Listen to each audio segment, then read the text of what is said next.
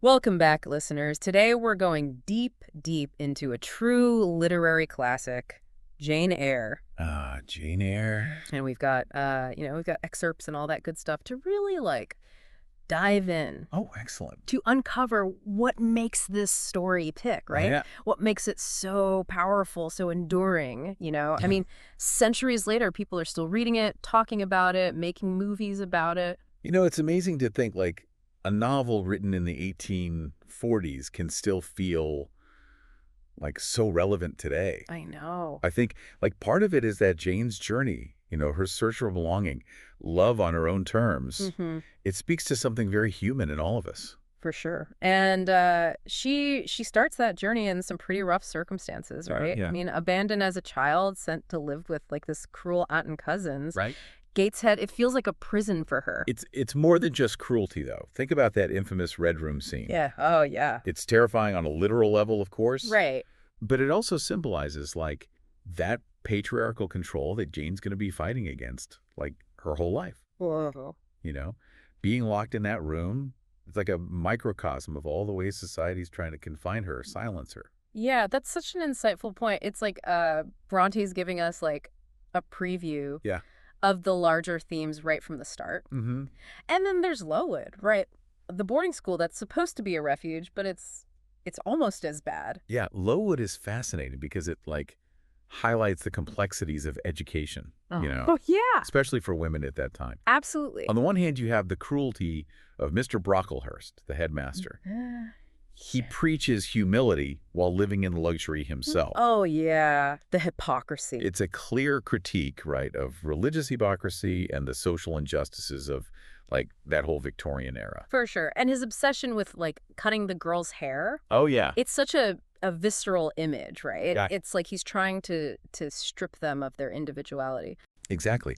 But then you have characters like Miss Temple, who represents, true compassion. Yeah. And intellectual encouragement. Right. She offers a glimmer of hope within that, oppressive system. Absolutely. And, of course, there's Helen Burns, who, Oh, Helen. teaches Jane about forgiveness and inner strength. Helen's death is just, heartbreaking, but it also seems to, solidify Jane's resolve, Yeah. She's like, I have to rely on myself, on my own moral compass to navigate this world. That's a key turning point for her. Yeah. She leaves Lowood with this sense of self-reliance. Yeah. And this yearning for something more than, the limited options society gives her. Right. And that yearning leads her to Thornfield Hall, a place shrouded in, mystery and, dare I say, a little bit of Gothic romance. Oh, Thornfield. Now things are getting interesting. We have the brooding Mr. Rochester. Yes. The creepy old house, all the secrets. Mm-hmm. Even hints of the supernatural. It's like we're stepping into a whole different genre. It is. Yeah. And that, shift in setting, it mirrors the shift in Jane's journey. Right. She's moving from, the stark reality of Lowood into a world of, romantic possibility. Yeah.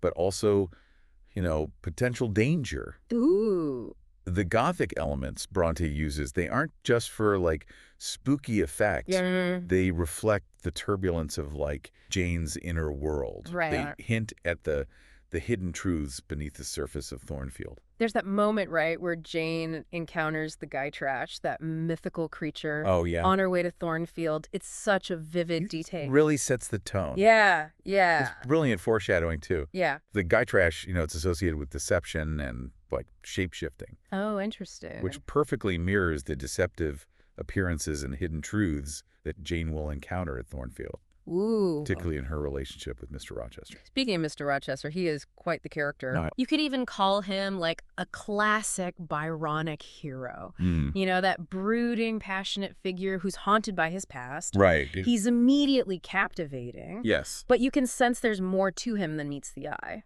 For those unfamiliar with the Byronic hero, it's a literary archetype. Okay. Characterized by, intelligence, cynicism, and brooding romanticism. Got it. Often stemming from, a troubled past. Right. Think Heathcliff from Wuthering Heights. Right. Or even, modern day characters like Edward Cullen from Twilight. Yeah. They're the the bad boys who like draw us in with their charm and complexity. And Mr. Rochester definitely fits that mold. He does. Their first encounter, like him falling off his horse and Jane coming to his aid, it's so dramatic. It is. Like something out of a romance novel. Yeah. But even then, you feel the tension, that clash of personalities. That tension is crucial to their dynamic. You know, Mr. Rochester, despite his wealth, his social standing, he's drawn to Jane's intelligence. Yeah. And her independent spirit. Yeah, she challenges him. She challenges him in a way that no one else has. And she doesn't let him get away with his, like, grumpy demeanor either. Oh, she doesn't. There's this wonderful, like, back and forth between them. Yeah. Like a battle of wits that's both stimulating and, dare I say, a little bit flirtatious. Absolutely. Their conversations sparkle with, like, wit and, like, intellectual sparring. Yeah. Which was pretty revolutionary for a portrayal of a relationship between a man and a woman at that time. Wow. Yeah. It establishes a foundation of equality. Right. Which is crucial for understanding how their romance unfolds. And unfolds it does. Yeah. But not without its complications. Yeah. Mr. Rochester eventually reveals his past. Yes, he does. And let's just say it's a doozy. It's a confession that highlights, like, the allure danger of passion, you know? Right. Especially within, like, the rigid social constraints of the Victorian era. Absolutely. Mr. Rochester's past, you know, it's full of regret, mistakes, unfulfilled desires. It makes him vulnerable. Yeah. Even sympathetic. Right. But it also raises, like, serious questions about whether his love for Jane can truly transcend those societal barriers. Right. Right. You know? Yeah. I mean, those barriers they're significant, right? Yeah.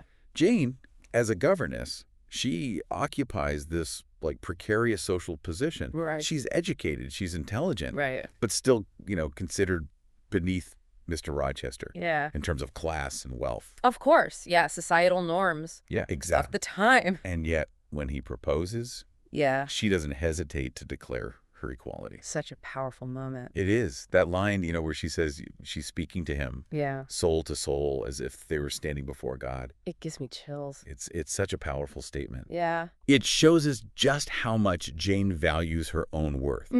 She's not going to be, like, swept off her feet by passion alone. Right. She needs a love built on, like, mutual respect and understanding. Yeah. Which, you know, makes the revelation of Mr. Rochester's secret wife Yeah. all the more devastating. Talk about a bombshell. I know, right? The wedding day, the sudden interruption, finding out there's a mad woman locked in the attic.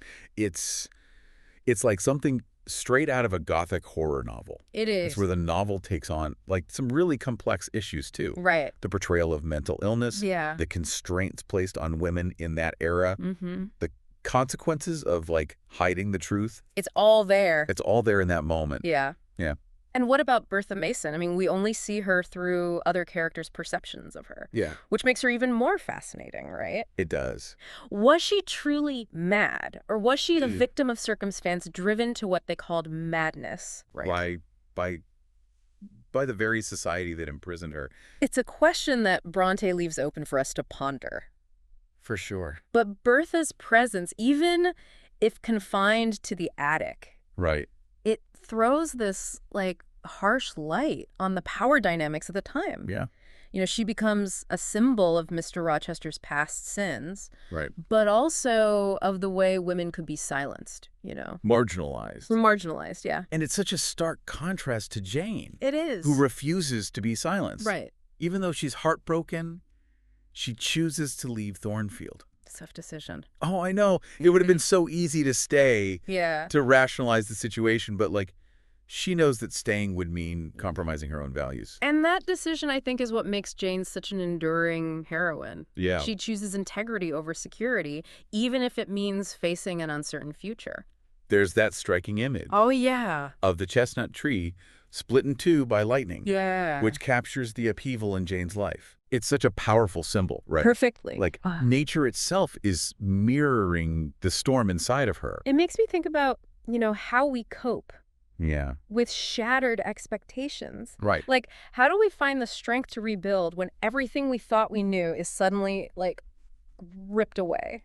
Jane's journey of self-reliance is a testament to the human capacity for resilience. It is. She flees Thornfield with nothing but the clothes on her back, facing hunger, poverty, loneliness. I can't imagine. And yet, she perseveres. It's almost like she's going through like a wilderness period. Yeah. Stripping away all the external things she thought she needed. Right. And discovering her own inner strength. Exactly. And it's in this period of like isolation Yeah. that she meets the Rivers family. Okay, yeah. Who offer her like a different kind of connection, a different kind of belonging. Right. They're kind, intelligent, and they value Jane for who she is. Yeah. Not for, her social standing or her connection to Mr. Rochester. I love that with the Rivers siblings, especially Diana and Mary. Yeah. Jane experiences a genuine sense of, like, sisterhood. Yeah. Something she's been craving her whole life. Absolutely. And it's with them that she discovers not only, like, emotional support, but also a new purpose. Yeah.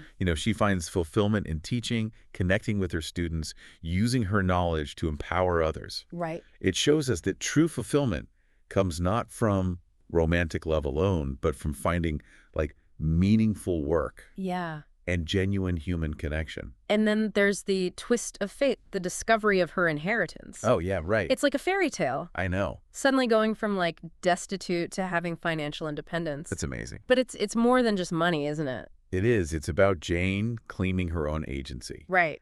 She's no longer dependent on anyone, neither Mr. Rochester nor the Rivers family. Yeah. She has the freedom to choose her own path. To define her own future. Exactly. It's a powerful message for all of us. Yeah, absolutely. True independence comes from like both inner strength and the ability to provide for ourselves. But even with this like newfound independence, there's a part of Jane that's still drawn to Mr. Rochester. That mysterious voice calling her name. Yeah. It's like some invisible thread pulling her back to Thornfield. What's fascinating here is that Brontë doesn't present this as a simple happy ending. Right. Jane's decision to return to Thornfield. Yeah. It's fraught with complications. Of course. She's still hurt. Yeah. And she knows that the situation has changed drastically. Thornfield itself has undergone a transformation. It has. It's been ravaged by fire, a symbol of the like destructive power of secrets and the consequences of Mr. Rochester's past. Right. And Bertha Mason is dead. Yes. Which raises even more questions about her fate and the role she played in the story. Her death, while tragic, it also removes the primary obstacle to Jane and Mr. Rochester's union. Right. But it's important to note that Jane doesn't just rush back into his arms. Yeah. She approaches the situation with caution. Yeah. With a newfound sense of self-awareness. And she finds him a changed man. She does. The fire has blinded him, injured him, humbled him. Yeah. It's almost as if he's had to go through his own kind of like purification before they can truly be together. It's a reminder that even the most passionate love stories, they're often forged in like hardship and loss. Their reunion is definitely bittersweet. It is. There's sorrow, regret, but also deep sense of understanding and forgiveness. Yeah. And it's clear that Jane is choosing to be with Mr. Rochester out of love, not out of dependence or obligation. Exactly. She's returning on her own terms. Yeah. As an equal partner. Right. Not like a rescued damsel. And there's that beautiful passage where Jane describes her care for Mr. Rochester. She says, "I ask nothing more than to live according to your will, to be as a sister to you." It's beautiful. It speaks to a love that has matured Yeah. beyond youthful passion into something deeper, more enduring. Absolutely. It's a love that's weathered the storms and emerged like stronger, more resilient. But it makes me wonder, what do you think, as someone who's like studied this novel extensively? Yeah. What is the true essence of Jane Eyre's enduring appeal? Like, what is it about this story that continues to resonate with readers, like centuries later? Yeah, it's a question that's like been on my mind throughout this whole deep dive. Why does Jane Eyre continue to captivate us? Is it the Gothic romance? Right. Is it the social commentary? Yeah. Or is it like something else entirely? I think it's a combination of all of those things. Yeah. But at its heart, Jane Eyre, it's a story about the search for selfhood. It's about, a woman who, despite facing like incredible adversity, she refuses to compromise her values. Right. or her sense of self. She demands to be loved and respected She does. for who she truly is, Yeah. not for her social standing or like conforming to societal expectations. And that's a message that resonates, across generations. It does. It's about like finding your voice, owning your story, creating a life that's true to yourself, even if it means like going against the grain. Absolutely. And what makes Jane Eyre so compelling, I think, is that it doesn't like shy away from the complexities of that journey. It doesn't. Right. Jane makes mistakes. Of course, yeah. She experiences doubt, heartbreak, but she never gives up on her pursuit of like love, belonging, a meaningful life. Yeah, a life that's both meaningful and authentic. It's interesting too, like how Brontë weaves those themes into the very structure of the novel. Right. Like Jane literally has to leave Thornfield to go through that period of isolation and self-discovery before she can like return and create a truly equal partnership. That's such a great observation. With Mr. Rochester. It's like she has to, shed all the layers of like societal expectations and external pressures to uncover her true self. And only then can she go back to Thornfield. Exactly. Not as a dependent governess, but as an independent woman capable of choosing love on her own terms. That's a powerful message, I think, for anyone who's ever like felt lost or uncertain about their place in the world. It is. It reminds us that sometimes we have to like venture out on our own to face our fears, confront our own inner demons before we can find true happiness and fulfillment. And it reminds us that forgiveness is like a crucial part of that journey. It is, yeah. Forgiving ourselves, forgiving others. Absolutely. Jane has to forgive Mr. Rochester, obviously, for his deception. Right. But maybe more importantly, she has to forgive herself. Yeah. For the ways she might have compromised her own values along the way. It's a reminder that, growth isn't always linear. Right. There are setbacks, there are moments of doubt, but ultimately the journey itself is what shapes us. Makes us stronger, more resilient. And Jane Eyre ultimately, I think, leaves us with this sense of hope. It does. A belief that even amidst the darkness, the challenges, there is a possibility for love, for connection, for a fulfilling life that's true to ourselves. A life that is both fulfilling and true to ourselves. This has been such an illuminating deep dive. It has. We've explored the depths of Jane Eyre, from the Gothic romance to the social commentary. Yeah, from the haunting image of the Red Room to, the triumphant return to Thornfield. We've delved into the complexities of Jane. We have. Her search for belonging, her unwavering spirit, her triumphant journey of self-discovery. And now we turn it over to you, dear listener. What resonated with you most in this exploration? What echoes of Jane's struggles or her triumphs, do you find in your own life? What insights about love, resilience, the pursuit of an authentic life will you take with you from this timeless classic? We encourage you to, pick up the novel, experience it for yourself. Until next time, happy reading.